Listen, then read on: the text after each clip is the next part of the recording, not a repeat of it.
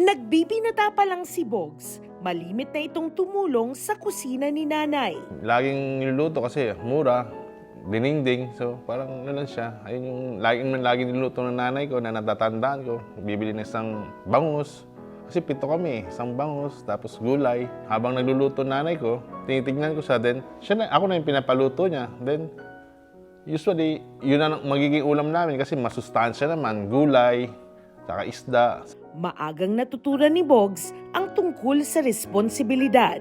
Actually, nag-start ako mag-work at the young age of 17. Kasi that time, 7 kami. Hindi kami parang mahirap pag-aralin kami, no? So, nag-working student ako. Maaga ako ng pag-asawa kasi from 17, 21 years old, bago mag-22, ayan, nagkaanak na ako. Kapos. Kaya kailangan magpursige lalo. Pagka-graduate ni Bhogz, sa kusina kaagad ito nakahanap ng trabaho. Pagtatrabaho sa kitchen, nagtatrabaho ka, hindi ka nagugutom.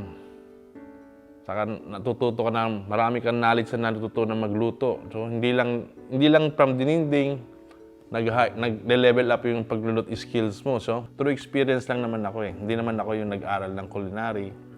So, more experience na marami kang fusion na naigagawa, saka na-execute mo ng tama. Kasi pag tama, masarap eh. Ito pala yung kabubuhay ng anak ko.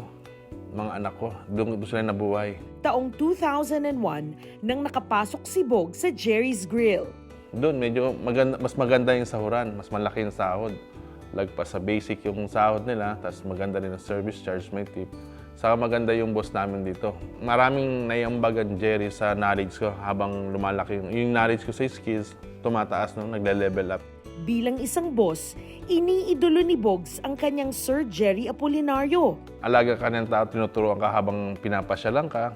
I-contribute niya in the best na how to cook, no? Mapalabas yung produkto na mas masarap. So kami yung as a head chef, sa amin yung nakaatang na para i-spread out yung magandang inaano ni Sir Gerry para synchronize po lahat yung ilalabas. At isang araw, yung isa pang boss naman, si Sir Mike, ang nagbigay sa kanya ng magandang balita. Ang swerte ko naman, isa ako sa napili ni Sir Mike na pumunta ng Amerika. Sa dami-dami namin ng na head cook sa Pilipinas, isa ako sa napili ni Boss Mike.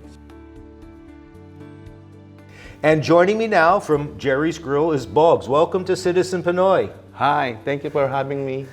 Okay, really enthusiastic. Okay, boy. Okay, you put that much energy in your cooking, I imagine. Yes. Yeah. How did you first come in contact with working at Gerry's? So, nakita ko sa Gerry's, ang daming tao. Parang ang lakas ng restaurant na to, pila. Then, one day, nag-apply ako dun sa kanila, nag-walk-in ako ng apply. There's maraming aplikante. So, 15 kaming aplikante. Ako yung finalist na nakuha. Then I started working as a grillman. So wait, in order to get hired, it was literally a cooking contest, right? There's 15 different contestants. Yeah, like a food test. Okay, so what did you cook as part of your contest? Yeah, the one I cooked, the food testing, is the blue marlin steak. So I put some ingredient with salt and pepper and a little butter and a basting with the margarine. So then I put the plate in the presentation. That's it. It's a perfect taste. Perfect taste. Yes. And so from that, you were hired. Yes, that day. And so what year was that? 2001. So you have been working as a cook at Gerry's for like 23 years? Yes. That's a long time. Yeah, because my boss is very good and Well, how is Gerry as a boss? is a good boss. Bakit? Binibigyan kami ng mga technique para how to best cooking to make yung pagkain lumabas ng masarap at magandang presentation. Always like that when she come visit the store. He truly does love cooking. Yeah. He cook with love. You know, when Sir Gerry go to the Gerry's and cook some, fish like marlin, the blue marlin belly, the tuna collar. Sinasabi niya na ito gawin mo para mas masarap laging-laging may pagmamahal ng pagluluto para pag nakain ng tao, ng bisita natin, masarap talaga siya. There came a time when you were being offered the chance to be sponsored by Gerry's to immigrate to the U.S. with a green card. How did that come about? Sir Mike Abansenya asked me if gusto mo ba sa Amerika? And I said, yes, gusto ko. Then, and I'm happy, of course, siyempre. No, America, good pay, a lot of opportunity. And after that, I talked to my wife, then, you know, the feeling of... What was her reaction? Yeah, it's very happy, of course. Lucky, maswerte. It's like you won a jackpot in the lottery. Yeah. That's the way I feel. And so then our office started cooking your green card and leading you to the path where you are today, sitting down in Houston, Texas with a green card. Yes. Actually, ako nagluluto doon pag nasa bahay ako eh. So, wala na nagluluto kasi misis ko, hindi naman ganun ka-skilled ang misis ko magluto. Kumbaga, ako lagi nagluluto eh. Aalis ako, magluluto. Pagdating ko ako magluluto. Sa family ko or sa mga kapatid ko, pag may mga birthday, actually, tinatawagan nila ako eh. Tapos, dami niyang bisita, no? Tapos tatawag, sino nagluto? Si Bhogz. Gerry's Grill yan eh. Kaya pala masarap. Para kay Bhogz, iisa ang pinanggagalingan ng masarap na pagkain. Sa amin puso, no?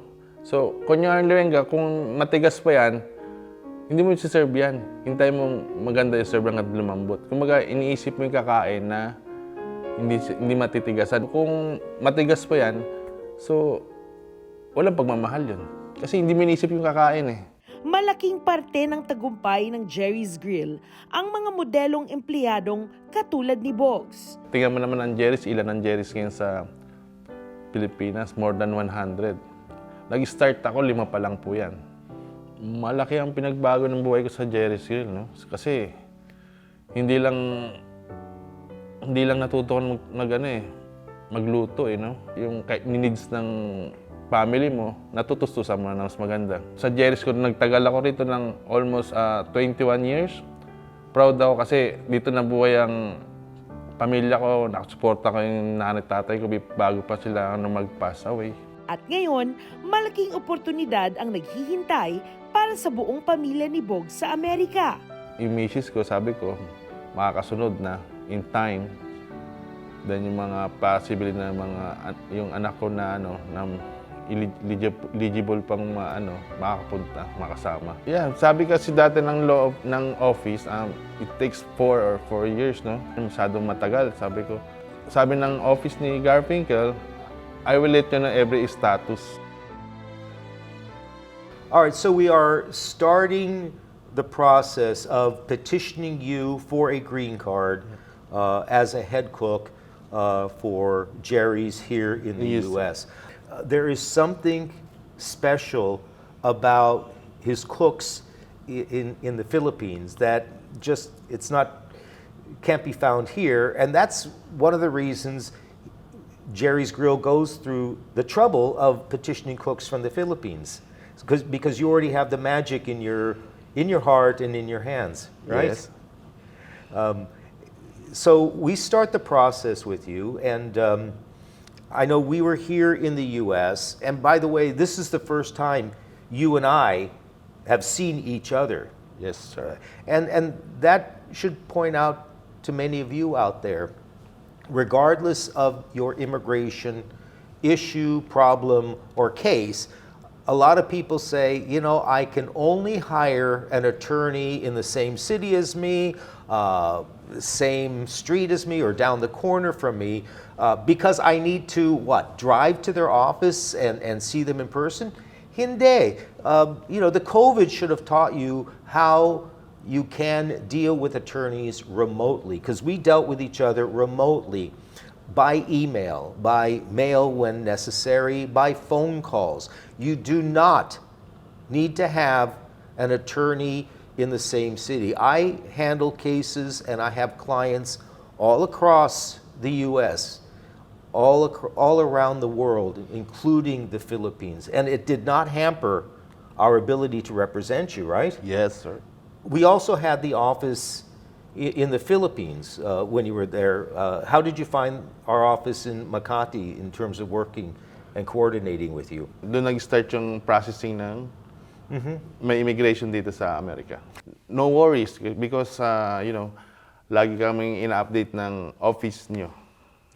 Returned your phone calls right away? Yeah, right away. Okay. After a few hours, return call to update our... Well, sometimes a few hours, and remember it's a time zone as well, but my office has the policy, return client phone calls at least within 24 hours. I know how frustrating sometimes it can be when a client has some pressing question or needs some information. Get back to them right away. We also like to keep them informed about what the next step is.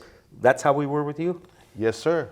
Eventually, we started it in the case in 2020, where the case was filed with the U.S. Department of Labor. Now, petitioning an employee, and this is for those of you out there who are thinking about petitioning an employee, very important.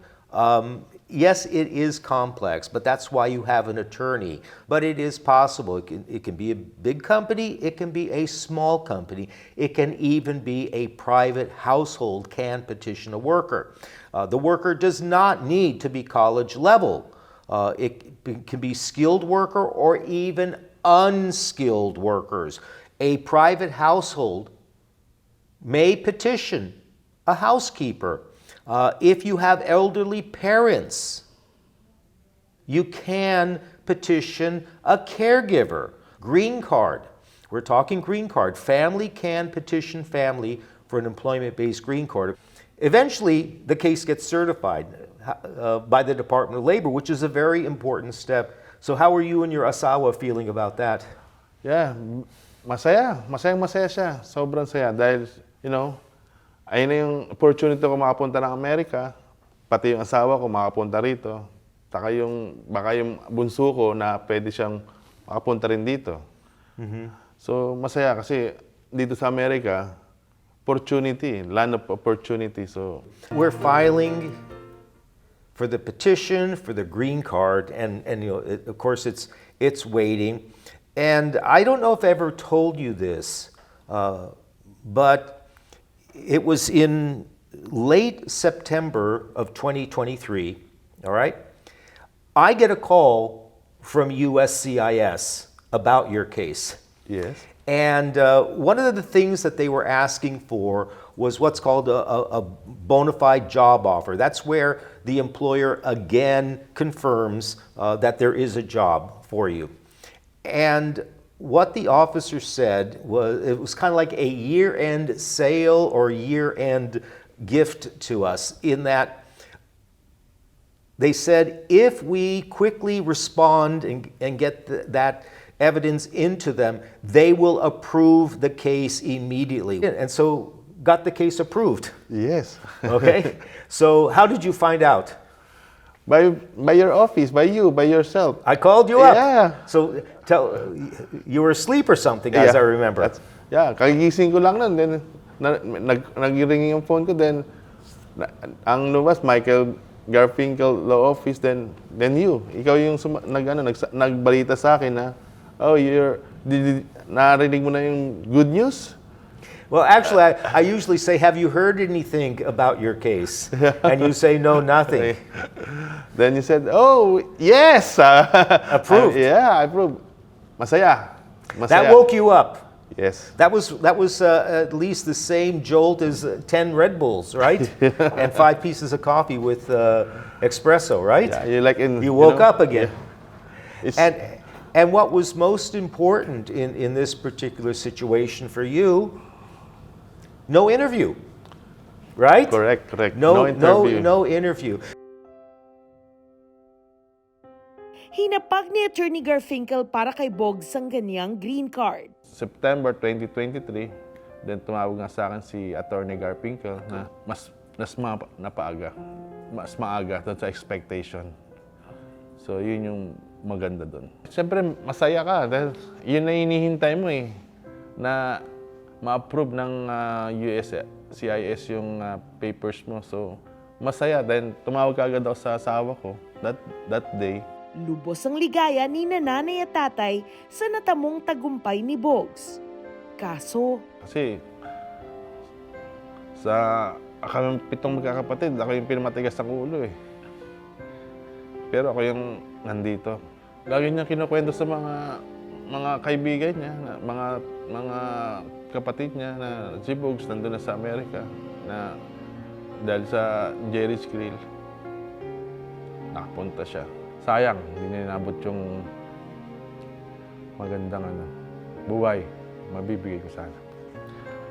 Ay, sorry po ah. Kasi part yung pagpunta ko rito, yung magulang ko. Siyempre, di ba, magulang mo, part mo na ikaw ang pinanganak na, tapos gusto mo mabawian, wala na. Kasi, hindi na inabutan eh. Kasi, all throughout, suportadong nanay ko sa tatay ko sa akin. Yung time ko bumawi, wala na sila. Yun yung sadness.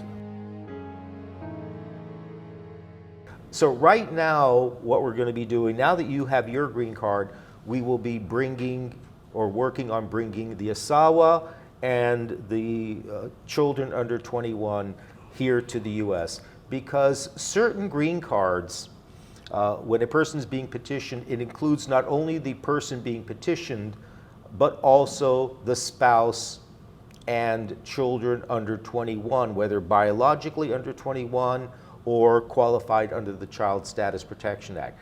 Workers includes the spouse and kids, let's say married children of U.S. citizens, brothers and sisters of U.S. citizens. It would include the spouse and the minor children. That's what we're working on now for you.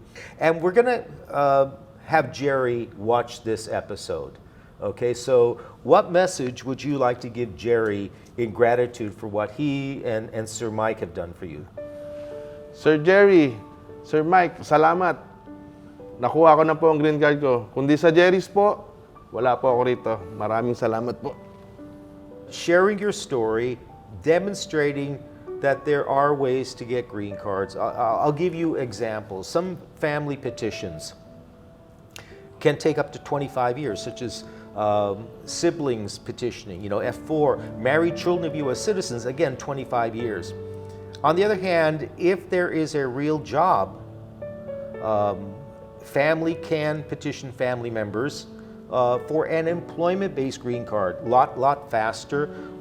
In your case, it took about 3 years or so, or a little bit longer, but that could be another way.